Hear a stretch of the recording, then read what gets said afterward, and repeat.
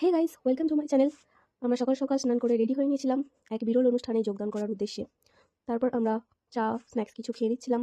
খেয়ে দিয়ে বেরিয়ে পড়ছিলাম সেই অনুষ্ঠানের উদ্দেশ্যে। তো তোমরা শেষ পর্যন্ত ভিডিওটা দেখতে থাকো। আর বাড়ির যেহেতু কাছাকাছি ছিল, তাই আমরা তাড়াতাড়ি চলে এসেছিলাম। এটা ছিল রামজীবনপুরের গোসাই বাড়ি, অর্থাৎ এটি ছিল অদ্বৈত ভবন। এই অদ্বৈত ভবন বলার পিছনের কারণ হলো শান্তিপুরের চাকফেরা গোসাই বাড়ির কনিষ্ঠ পুত্র রমাকান্ত গোস্বামীর তিরোধান দিবস। এই পুষ্য পূর্ণিমার দিনে এই অনুষ্ঠানটি পালন করা হয়। আর এই অনুষ্ঠানকে ঘিরে বহু মানুষের সমাগম ঘটে রামজীবনপুরের গোসাই বাড়িতে। এই মহাপুরুষটি আজকে না থাকলে হয়তো রামজীবনপুরের মানুষগুলো এত স্বাচ্ছন্দ্যে বসবাস করতে পারতো না। তিনি প্রায় আজ থেকে 400 থেকে 450 বছর আগে নিজের সাধন বলে অনেক মানুষকে তাদের নিপীড়িত অবস্থা থেকে উদ্ধার করেছিলেন। তাই আজও মানুষ তাকে ভক্তি শ্রদ্ধা ভরে পুজো করে, মনে মনে তাকে ডাকে বিভিন্ন বিপদ আপদ থেকে উদ্ধার পাওয়ার জন্য। আর এই যে এত মানুষ, এর থেকেও আরও মানুষের সমাগম হয়েছিল।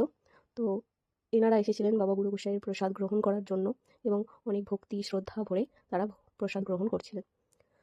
আর এরপরে আমরা বাড়ি চলে এসেছিলাম। তোমাদেরকে এই অনুষ্ঠানের লিঙ্ক ডেসক্রিপশনে দিয়ে দেবো।